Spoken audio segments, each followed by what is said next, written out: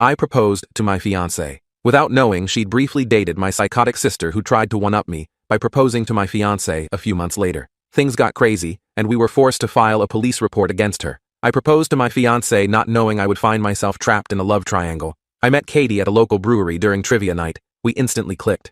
She was gorgeous, witty, and had this incredible energy that I was immediately drawn to. The way she laughed at my terrible jokes, and the sparkle in her eyes when she talked about her passions, made me feel like I'd known her for years. We exchanged numbers and dated for just 5 days before making things official. Fast forward to November when I finally mentioned to my family that I was seeing someone serious.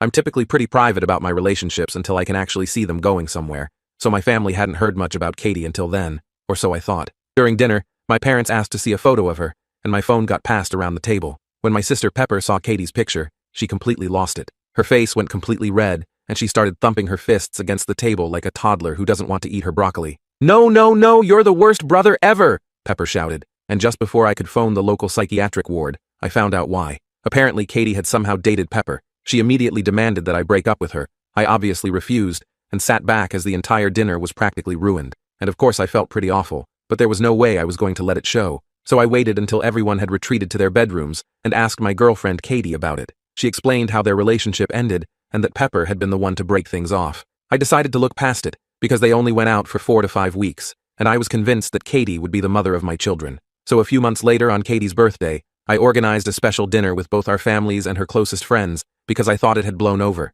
The restaurant was her favorite, this cozy Italian place with twinkling lights and the best tiramisu in town. It was the perfect place to pop the big question. And when I saw my time come, my heart raced. I still remember how I felt when I bent down on one knee and asked the most beautiful girl in the world to marry me. But it didn't go as planned, because just before Katie could say anything, my sister dumped her wine glass all over her. I was so shocked I couldn't even move, and Pepper just stormed out. But instead of getting mad, me and Katie just laughed, and she still said yes. After that, life felt like a Disney movie. It really felt like nothing could make me sad ever again. So when Pepper broke her 8 weeks of silence to invite us to a big family dinner at her apartment, we accepted, thinking perhaps she was finally ready to be civil. The dinner was pleasant enough, nothing fancy, just casual conversation over pasta. After dinner, we moved to the living room to continue chatting. About half an hour into normal conversation, Pepper suddenly stood up and announced she had something important to share. She launched into this long, dramatic speech about being grateful to have family around for her special moment. Pepper plastered this sort of plastic smile on her face, and she straight up looked like Momo Girl. Then she got down on one knee, pulled out this ring that looked like it was from AliExpress, and asked Katie to marry her. The room went dead silent. Katie looked horrified, her face drained of color as she demanded Pepper get up and put the ring away. I tried to keep my cool, but then Pepper started acting like a psychiatric escapee. No one had said anything, and she jumped up and said, "It's okay, baby girl. You don't need to say yes. I can see it in your eyes." She then proceeded to sit on Katie's lap and used her strength to hold her down while she tried to, well, you know. I saw tears start to form in Katie's eyes, and I couldn't help myself. I lunged forward and socked Pepper. I was seeing red. Through my rage, I heard her saying something about wanting to expose Katie, claiming she wasn't really into me and was just trying to get revenge on Pepper for dumping her. Before things escalated further, my parents rushed me out and promised they'd talk to Pepper. It's been several days, and I'm still furious. My hand is bruised from the punch, and I can't stop replaying the scene in my head. Edit. First, thank you all for reading and responding. I've been going through the comments since last night, and you've all made valid points. I appreciate the support and the reality checks. Both were needed. There isn't much to update since I've only spoken to Katie and Alan since the dinner fiasco. Katie's been incredibly understanding, but I can tell she's shaken by what happened. We've spent the last few evenings just talking things through, trying to make sense of it all. I want to clarify a few things I noticed in the comments. 1. Yes, Katie and I got engaged relatively quickly. We both knew early on this was the real deal. We're similar in many ways. We both know what we want and don't see the point in waiting once we're sure. Despite the timeline, I'm 100% certain about her. When you know, you know. 2. When we met, I approached her at the brewery, not the other way around. She was competing on a rival trivia team and playfully trash-talked our answers. When I asked Katie if she knew Pepper and I were related when we first met, she insisted she had no idea. I believed her then, but I admit Pepper's extreme reaction does raise some questions. It seems unlikely Katie would have orchestrated our meeting, but Pepper's accusations have planted a tiny seed of doubt that I hate myself for entertaining. 3. I genuinely had no knowledge of their relationship when I met Katie. Pepper and I aren't close anymore. We used to be when we were kids, but we drifted apart as adults. We're fundamentally different people with opposite values. Before moving back, we barely communicated except on birthdays and major holidays. Katie knew I had family, but not much else until I decided to introduce them. When she and Pepper reconnected at Thanksgiving, neither seemed to have lingering feelings. Katie wasn't overly friendly or awkward. just normal. If anything, I'd say Pepper seemed more affected than Katie. 4. From what I understood, they dated for just a month. I didn't think I needed Pepper's blessing to propose, but maybe that was an oversight on my part. I plan to talk to Pepper this weekend to get everything out in the open. I never asked for her side of their relationship, which is my fault. I avoided the conversation because I didn't want details about their romantic past, but clearly, that approach backfired spectacularly. If anything significant happens, I'll update you all. In response to comments about family pressure, thankfully, I've only heard the but she's family argument from my mom and a couple aunts who always take her side. They know me well enough to understand our relationship isn't strong enough for me to tolerate this level of disrespect toward my fiancé. My dad has been surprisingly supportive, calling me privately to apologize for not shutting down the proposal attempt sooner. About Katie potentially going back to Pepper. I'm not worried about that at all. She can't stand Pepper either, especially now. When we got home after the dinner incident, Katie described Pepper's behavior as pathological and seemed more concerned about my family dynamics than anything else. Update 1. Thank you all for your support and advice. It's been a busy weekend, so I haven't responded to many comments, but I appreciate all perspectives, even the critical ones. They've helped me navigate this bizarre situation. I called Pepper and asked to meet at my place to talk things through. I mentioned I'd prefer having Katie present, but would understand if Pepper wanted to talk one-on-one. She agreed to meet with both of us and showed up around noon today. She looked exhausted, with dark circles under her eyes, but had still taken time to dress impeccably, always concerned with appearances. After an awkward silence where we all just stared at our coffee mugs, I started the conversation by apologizing for hitting her and for not warning her about my proposal to Katie. Violence is never the answer, and despite my anger, I shouldn't have reacted that way. Pepper shrugged and said it was whatever, but appreciated the apology. I then explained what Katie had told me about their relationship and breakup, asking Pepper to confirm if that version was accurate. I explained that her extreme reactions seemed disproportionate for such a brief relationship, and I wanted to make sure I wasn't misunderstanding how serious they had been. Pepper confirmed they only dated a few weeks, and that she ended things because she lost interest. She fidgeted with her bracelet the entire time, avoiding eye contact with both of us. Katie asked if Pepper was acting this way because she still had feelings or regretted ending their relationship. Pepper admitted she thought Katie was more attractive than before, but denied having any lingering feelings or regrets. The real issue, according to Pepper, was that she didn't like seeing someone she dated, regardless of how briefly, with her older brother. She insisted that as her brother, I should have respected some unwritten bro code by breaking things off with Katie once I learned of their history. When I reminded her that I had no idea they dated when Katie and I met, she dismissed this, saying it didn't matter. I still should have ended things. She claimed that if roles were reversed, she would have done the same, which I seriously doubt given her history of dating within friend groups. When I asked why she proposed to Katie if she didn't have feelings for her, Pepper revealed that one of her friends who knew about their relationship had planted the idea in her head. This friend suggested that Katie might have known all along that Pepper and I were related and was dating me to get revenge for the breakup. According to this friend, Katie had been hung up on Pepper after their breakup. They thought proposing would be a good test to see if Katie would dump me for Pepper, proving their theory. Katie asked why Pepper thought she was hung up on her. Pepper claimed Katie had been asking about her after the breakup and continued frequenting their old hangout spots, then, coincidentally, ended up with her brother. Her tone was accusatory, as though she'd caught Katie in some elaborate scheme. Katie explained she'd only asked about Pepper once after the breakup out of courtesy, and she'd been going to those places with her friends long before dating Pepper. She wasn't going to avoid her favorite spots because of a brief relationship. Katie told Pepper she was offended by the suggestion she would stoop so low as to date me just to get back at her. Her voice trembled slightly with anger as she spoke. Pepper gave a half-hearted apology, but insisted Katie needed to see it from her perspective. When Katie firmly stated she hadn't recognized any family resemblance until seeing us together and pointed out that we act nothing alike, Pepper finally seemed to accept it, though reluctantly. Before leaving, Pepper told me I could rescind her wedding invitation since she couldn't bring herself to support our relationship, knowing she used to date Katie. I told her not to worry about it since she was likely going to be uninvited anyway. Her shoulders slumped slightly at this, but she nodded and left without further drama. It's been several hours since our conversation, and I do feel better having gotten clarity. My parents aren't happy about Pepper being uninvited to the wedding, but they understand it was a mutual decision and probably for the best. My mom texted that she hopes we can work things out before the big day, but I'm not holding my breath. My sisters say they knew Pepper didn't have a legitimate reason for her behavior and don't blame me for not wanting her at the wedding. For now, I'm limiting contact with Pepper, and I doubt she'll reach out to me anytime soon either. Thanks again to everyone for your support and advice. It's helped me stand my ground in a situation where I might have otherwise caved to family pressure. Responding to why Katie didn't recognize Pepper was related to me. We hadn't discussed my family much early in our relationship. I'd moved away partly to distance myself from my parents, and only started reconnecting with them at Alan's request when I moved back. I was upfront with Katie about not being close with my family, and she respected my privacy given the circumstances. Plus, Pepper and I don't share a last name. She uses our mother's maiden name professionally and on social media, something she started in college to stand out. It's not unusual that Katie wouldn't make the connection. Update 2. It's been a couple weeks since my last update, and there have been some developments in the situation with my family. The dust had barely settled from our confrontation when new drama erupted. I've maintained low contact with Pepper since our talk. We haven't called each other, and our only interactions have been during family gatherings. I've been polite but distant, keeping conversations brief and impersonal. Recently, my mom has become increasingly upset about Pepper still being uninvited to my wedding. She's called several times to discuss it, each conversation ending with her saying I'm being unreasonable and holding a grudge. This all came to a head at my youngest sister Vaughn's birthday celebration. The party was at a fancy restaurant downtown, one of those places with exposed brick walls and industrial lighting that somehow still feels warm and intimate. Her boyfriend of about 4 years proposed at the end of the night, and we were all discussing her wedding ideas over champagne and dessert.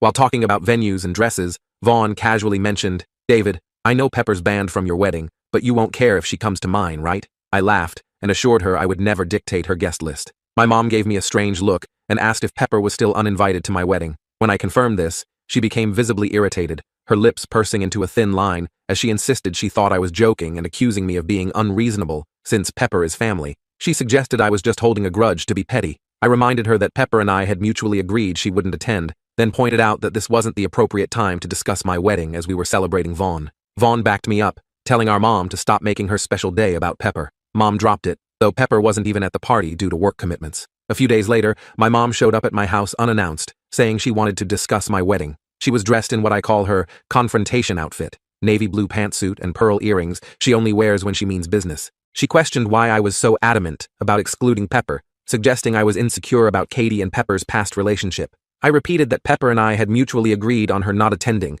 and told her Pepper could approach me directly if she had concerns. We argued in my living room for nearly an hour, our voices gradually rising until we were practically shouting. Finally, my mom declared that if I wouldn't re-invite Pepper, she wouldn't attend either because I was ostracizing her daughter. I shrugged and told her she was free to toss her invitation, if that's how she felt. I wouldn't beg her to attend. When she asked if I would really be okay with her absence, I reminded her it wouldn't be the first time she'd missed one of my important events because of Pepper. She accused me of unfairly bringing up her past mistakes and stormed out, slamming the door hard enough to rattle the windows. Since then, I've been bombarded with messages and calls from my mom and various family members, all insisting I'm in the wrong and urging me to invite Pepper for the sake of peace. The family group chat has become a battleground, with aunts and uncles I barely speak to suddenly having strong opinions about my wedding guest list. Mom has also been messaging Katie, asking her to convince me to change my mind, but Katie hasn't responded. She's shown me the messages. They range from guilt-tripping to attempting to bond over difficult men. Most of my mom's side of the family is now boycotting the wedding in solidarity with her.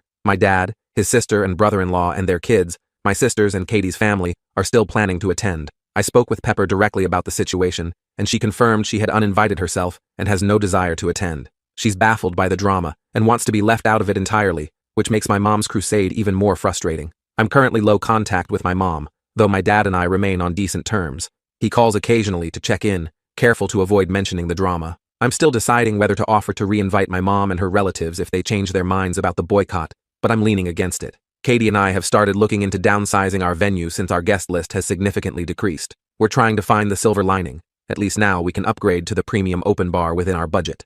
Update 3. My mom is now permanently uninvited from our wedding. About 2 weeks after she decided to boycott, she unexpectedly showed up at our home, saying she wanted to clear the air. Her tone seemed conciliatory at first, so we invited her in for dinner, and Katie even made her a plate of the lasagna we'd been preparing when she arrived. I asked if she was still planning to skip the wedding, and she confirmed that while she wanted to attend, she couldn't get over my decision to exclude Pepper because of a simple mistake. I reminded her that this simple mistake involved Pepper proposing to my fiancé while I sat 3 feet away, but Mom dismissed it as just a joke. She waved her hand dismissively, as if proposing to someone else's fiancé was on par with putting salt in the sugar bowl. Katie asked why Mom wanted to talk if her position on Pepper attending hadn't changed. Mom admitted she had hoped to catch Katie alone, assuming I'd be at work, to convince her to persuade me to invite Pepper. Katie politely explained she wouldn't have had that conversation without me present since it involved my sister. I could see Katie's discomfort in the way she fidgeted with her engagement ring, a nervous habit she has when she's trying to remain composed. Mom then made a comment about Katie being spineless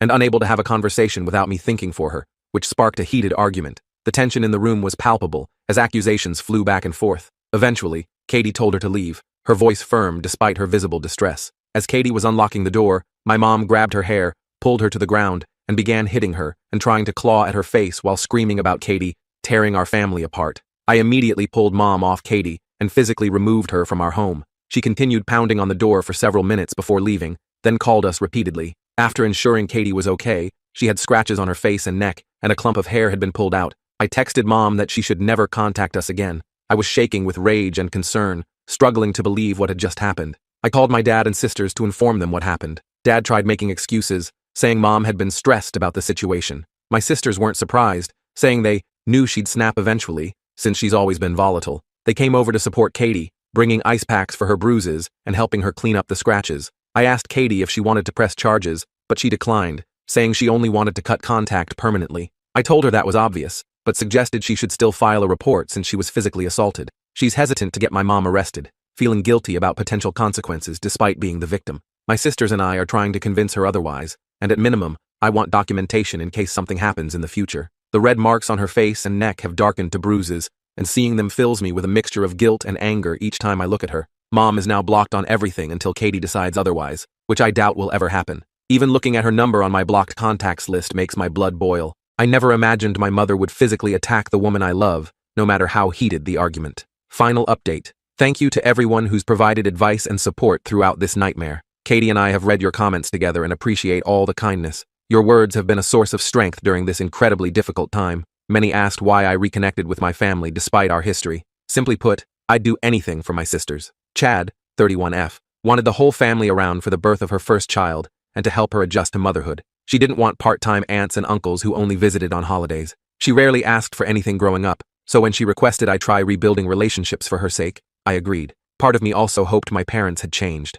I don't regret trying. My parents are still terrible, but I met the love of my life through moving back, so I consider it a win. We filed a police report about the assault. Although Katie doesn't want to pursue charges, the officer explained it's not our decision whether the case proceeds, though they'd consider our preferences. We provided photos of Katie's injuries. The scratches on her face had scabbed over, and the bruises had turned a sickly yellow-green by then, and text exchanges with my parents discussing the incident. We were advised to report and record any future incidents. Based on our local law enforcement's track record, I doubt much will happen, but at least there's documentation should we need it in the future. My mom sent approximately 100 angry messages after being contacted by police. Her texts ranged from furious accusations to tearful apologies, and back again, sometimes within minutes of each other. She ambushed me outside my workplace, screaming that I was trying to ruin her life over a small misunderstanding. Her eyes were wild, and she looked like she hadn't slept in days. When I explained that assault has consequences, she demanded I withdraw the report. After explaining it wasn't within my control, she had a meltdown in the parking lot,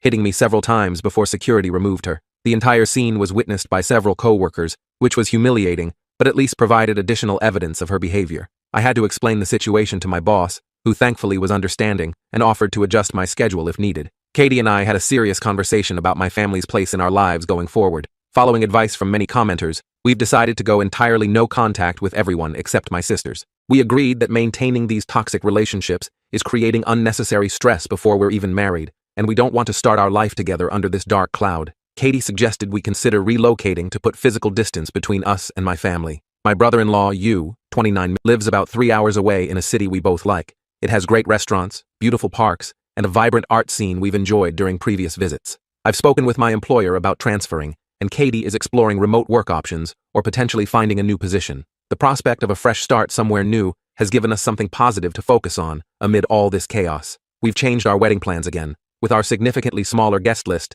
my future brother-in-law has offered his lakefront property as our venue. The view is stunning, and the intimate setting feels more appropriate for the celebration we want. I don't plan to post further updates unless something dramatic happens, at least not until after the wedding, as we're focused on moving forward with our lives. Each day gets a little easier as we distance ourselves from the toxicity. Katie's bruises have healed, and we're working on healing the emotional wounds too. We've started couples therapy to ensure we're processing everything in a healthy way and to strengthen our communication before marriage. Our therapist has been incredibly helpful in providing tools to manage the ongoing stress and establish healthy boundaries. Happy holidays to everyone who's followed our journey. Your support has meant more than you know. When asked if his mom had read the Reddit posts, according to Vaughn, she's read many comments but doesn't think Reddit strangers have the right to tell her she's a bad person. I'm out of energy for attempting reconciliation. I wish them well, just from a very safe distance from me and my family. Life's too short to keep toxic people around, even if they share your DNA. Katie and I are focused on building our own family now, one based on mutual respect, communication, and genuine love.